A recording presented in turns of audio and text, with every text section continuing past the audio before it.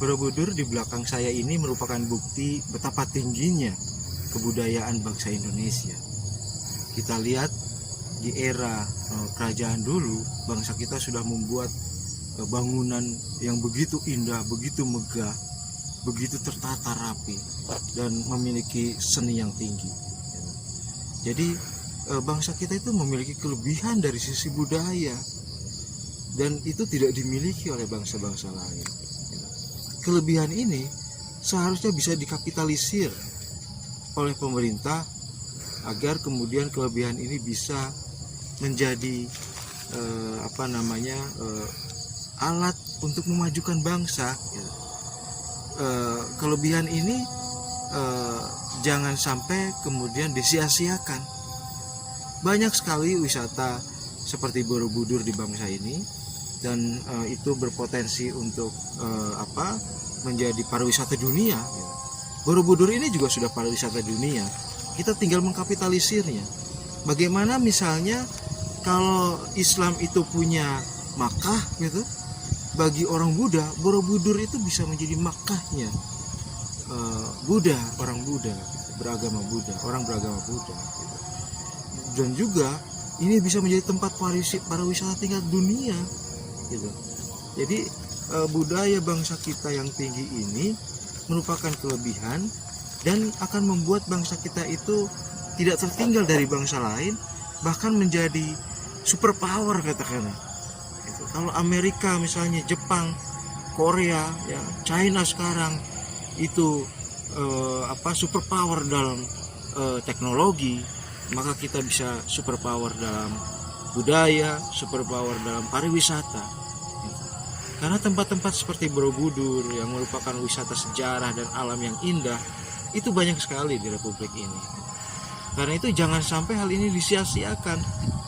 Jangan sampai kemudian peninggalan nenek moyang kita itu tidak menjadi keuntungan kita, tidak menjadi advantage kita, tidak menjadi nilai lebih bagi kita. Gitu. Nah, pemerintah manapun harus bisa mengoptimalkan ini.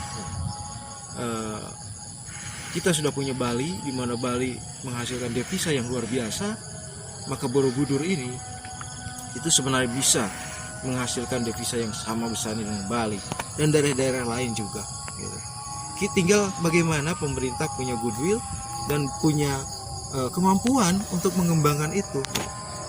Di antaranya adalah meningkatkan SDM ya di sekitar dari Candi Borobudur ini.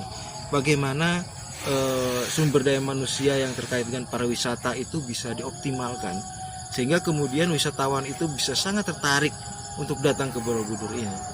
Bagaimana misalnya di Borobudur ini peninggalan agama Buddha itu bisa hidup harmonis dengan kaum Islam misalnya. Kita dengarkan sekarang ada azan maghrib, itu memperlihatkan sekeliling dari Borobudur ini memang banyak yang menganut agama Islam. Tetapi peninggalan agama Buddha itu bisa dirawat dengan baik sampai sekarang. Kita pernah tahu bahwa ada masanya Borobudur itu rusak, tetapi kemudian diperbaiki oleh rejim ketika itu. Dan sekarang rejim sekarang tentu tugasnya adalah memelihara dan kemudian memasarkan. Ini masalah memasarkan, ini masalah yang penting sekali. Seindah apapun tempat wisata itu, kalau tidak bisa dipasarkan, itu akan percuma. Public relationnya bagaimana, ya, marketingnya bagaimana, advertisingnya bagaimana, itu harus benar-benar dilakukan baik oleh pelaku industri pariwisata atau juga oleh pemerintah. Pemerintah di sini juga bisa sebagai marketing dari wisata Borobudur ini. Peninggalan yang amat tinggi nilainya dari sisi sejarah, dari sisi budaya, itu harus bisa dikapitalisir seoptimal mungkin sehingga bisa menghasilkan devisa yang sebesar mungkin.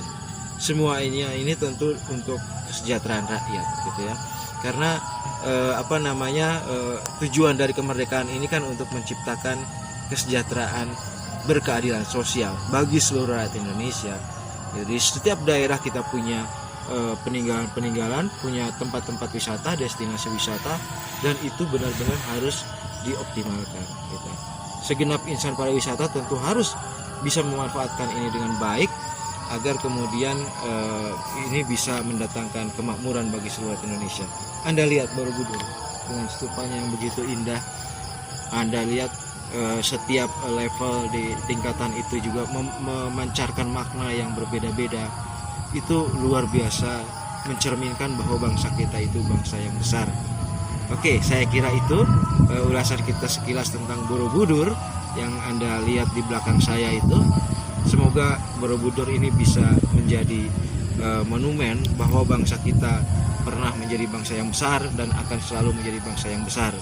Kalau sekarang bangsa kita ini sedang kesulitan, rakyatnya sedang menderita, maka suatu saat nanti akan muncul era Borobudur baru, era kemajuan baru. Tentu dengan kerja keras dan dengan keseriusan dari pemerintah yang sedang menjabat. Saya kira itu pertemuan kita kali ini. Terima kasih. Selamat sore dan jangan lupa subscribe dan like. Terima kasih.